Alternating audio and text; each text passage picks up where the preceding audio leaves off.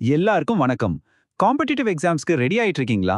அப்போ இன்னைக்கு, அதாவது ஏப்ரல் 21ஆம் தேதியோட முக்கியமான கரண்ட் அஃபேர்ஸ உங்க எக்ஸாம் பாயிண்ட் ஆஃப் வியூல இருந்து ஒரு சின்ன பிரீஃபிங்கா பார்க்கலாம் வாங்க.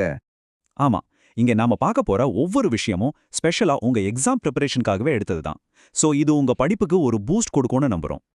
ஓகே, அப்போ இன்னைக்கு நம்மளோட ரோட் மேப் என்னன்னு பார்த்துடலாம். முதல்ல முக்கியமான தேசிய திட்டங்கள், அப்புறம் இந்தியாவோட economic outlook, global security, science and ஸ்பேஸ்னு எக்ஸாமுக்கு ரொம்ப அவசியமான டாபிக்ஸை ஒண்ணா அலச போறோம். சரி, வாங்க ஆரம்பிக்கலாம். முதல்ல நம்ம பார்க்க போறது தேசிய திட்டங்கள். பொதுவா கவர்னன்ஸ், எக்கனாமிக் டெவலப்மெண்ட் பகுதியிலிருந்து இதுல நிறைய கேள்விகள் வரும். அதிலிருந்து ரெண்டு முக்கியமான அப்டேட்ஸ் இப்ப பார்க்கலாம். ஃபர்ஸ்ட் நியூஸ் ரிலீஃப் திட்டம் பத்தி தான். மேற்கு ஆசியாவில் வர்த்தகத்துல சில சிக்கல்கள் இருக்கிறதால நம்ம ஏற்றுமதியாளர்களுக்கு சப்போர்ட் பண்ண இந்த திட்டத்தை இன்னும் கொஞ்சம் விரிவுபடுத்தியிருக்காங்க.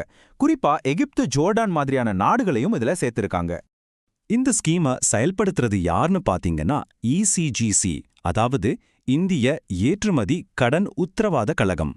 இது மூலமா நம்ம ஏற்றுமதியாளர்களுக்கு 3 விதமான சப்போர்ட் கிடைக்குது. ஒன்னு, சரக்கு கட்டணம் ஏறினா அதை சமாளிக்க ஹெல்ப் பண்றது. ரெண்டாவது, இன்சூரன்ஸ் பிரீமியத்துக்கு சப்போர்ட்டு. மூணாவது, போர் மாதிரியான சமயங்கள்ல வர்ற வர்த்தக ரிஸ்க குறைக்கிறது. சோ இதை நீங்க வெறும் ஒரு சப்சிடியா மட்டும் பார்க்கக்கூடாது. இது ஒரு ஸ்ட்ராட்டஜிக் மூவ். குளோபல் ட்ரேட்ல இந்தியாவோட இடத்தை இன்னும் வலுப்படுத்தவும், நம்ம சப்ளை செயினை ஸ்டேபிளா வச்சுக்கவும் தான் இந்த நடவடிக்கை. ஓகே, இன்டர்நேஷனல் ட்ரேட்லேருந்து இப்ப நம்ம நாட்டுக்குள்ள இருக்கிற இன்ஃப்ராஸ்ட்ரக்சர் பக்கம் வருவோம். இங்க ஒரு முக்கியமான அப்டேட்.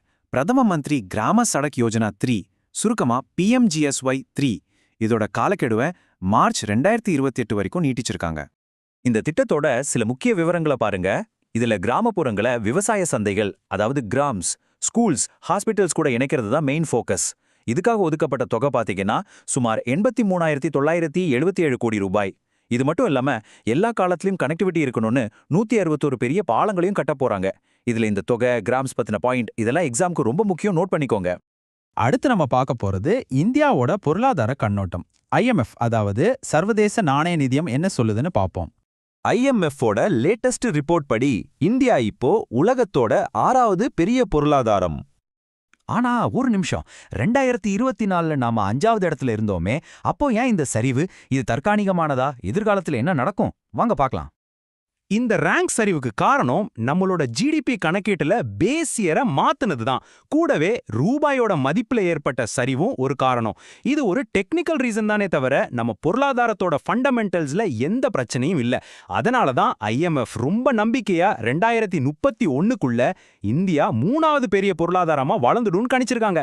அப்ப நம்ம ஜிடிபி சுமார் $6.79 ட்ரில்லியன் இருக்கும். பொருளாதாரத்திலிருந்து இப்ப நாம உலகளாவிய பாதுகாப்பு விஷயத்துக்கு போலாம். உலகத்துல ரொம்பவே முக்கியமான ஒரு கடல் வழியை பாதுகாக்க ஒரு பெரிய முயற்சி எடுக்கப்பட்டிருக்கு. அதுதான் ஹார்முஸ் நீர்சந்தி முன்னெடுப்பு. உலகத்தோட எண்ணெய், எரிவாயு வர்த்தகத்துல இந்த வழி ரொம்ப முக்கியம். இங்க கப்பல் போக்குவரத்து தங்குதடையின்றி நடக்கணும்னு யுகேவும் பிரான்ஸும் சேர்ந்து ஒரு முயற்சியை ஆரம்பிச்சிருக்காங்க. இதுல இந்தியா உட்பட சுமார் 40 நாடுகள் பங்கெடுத்துக்கிறாங்க. இதுல இந்தியா இருக்கிறது குளோபல் மரைடைம் செக்யூரிட்டில நம்மளோட பங்கு எவ்வளவு முக்கியம்னு காட்டுது. கடல்ல இருந்து இப்ப நேரா விண்வெளிக்கு போலாம். அமெரிக்கா ஸ்பேஸ் எக்ஸ்ப்ளோரேஷன்ல ஒரு பிரம்மாண்டமான திட்டத்தை அறிவிச்சிருக்கு. அது என்னன்னா, நிலாவுல ஒரு நியூக்ளியர் ரியாக்டர், அதாவது ஒரு அணு உலைய நிறுவ போறாங்க. இது எதுக்குன்னா, எதிர்காலத்துல நிலாவுல மனுஷங்க தங்கி வேலை செய்ய, அங்கேயே ஒரு சின்ன எக்கானமியை உருவாக்க தேவையான பவரை கொடுக்கத்தான். ரொம்ப பெரிய விஷயம் இல்லையா? அவங்களோட டைம்லைனை பாருங்க. 2028ல விண்வெளியில நியூக்ளியர் ரியாக்டரையும் 2030க்குள்ள நிலாவிலையும் நிறுவ போறாங்களாம். இதுக்கப்புறம் செவ்வாய் கிரகத்துக்கு போறதுக்கு கூட இந்த டெக்னாலஜி உதவும்.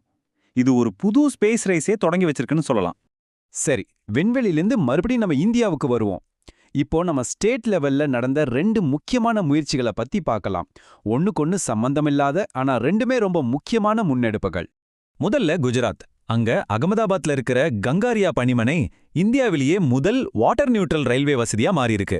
அதாவது தண்ணீரை சுத்தமா வீணாக்காம ஒரு நாளைக்கு 1.6 லட்சம் லிட்டர் தண்ணீரை சேமிக்கிறாங்க. இது ஒரு பக்கம்.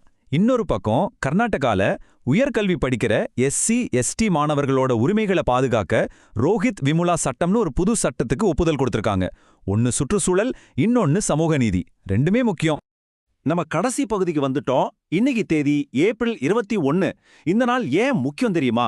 குறிப்பா நீங்க எல்லாரும் ஆசைப்படுற ஒரு வேலையோட சம்பந்தப்பட்டது இந்த நாள். ஆமாங்க, இன்னைக்கு தான் சிவில் சர்வீசஸ் டே. நம்ம நாட்டோட நிர்வாகத்துக்கும் வளர்ச்சிக்கும் உழைக்கிற குடிமைப் பணியாளர்களை கௌரவிக்கிற நாள் இது. ஏன் இந்த நாள்னா 1947ல இதே ஏப்ரல் 21ஆம் தேதி தான் சர்தார் வல்லபாய் பட்டேல் சிவில் சர்வெண்ட்ஸை இந்தியாவோட எஃகு கட்டமைப்பு, அதாவது ஸ்டீல் ஃப்ரேம் ஆஃப் இந்தியான்னு சொன்னாரு. அந்த வரலாற்று சிறப்புமிக்க நாளை நினைவு கூறதான் இந்த தினம். இந்த வருஷம், அதாவது 2026க்கான தீம் என்னன்னு பாத்தீங்கன்னா, முழுமையான வளர்ச்சி, அரசாங்க திட்டங்களின் பூரிதம். இது ரொம்ப முக்கியமான பாயிண்ட். உங்க எக்ஸாம்ல கேட்க அதிக வாய்ப்பு இருக்கு, மறக்காதீங்க. சரி, நாம இன்னைக்கு நிறைய விஷயங்கள் பார்த்தோம். பொருளாதாரம், திட்டங்கள், பாதுகாப்பு, நிர்வாகம்னு பலதும் பார்த்தோம். இப்ப உங்களுக்கான கேள்வி இதுதான். 2031ல இந்தியா $6.79 ட்ரில்லியன் பொருளாதாரமா மாறப்போகுது. அந்த இலக்கை அடைய நாம இன்னைக்கு பார்த்த இந்த திட்டங்களும் கொள்கைகளும், குறிப்பா இந்த எஃப் கட்டமைப்பும் எப்படிப்பட்ட சவால்களை சந்திக்கும், எப்படி ஒரு முக்கிய பங்கு வகிக்கும்னு யோசிச்சு பாருங்க. உங்க ப்ரிப்பரேஷனுக்கு இது ரொம்ப உதவும்.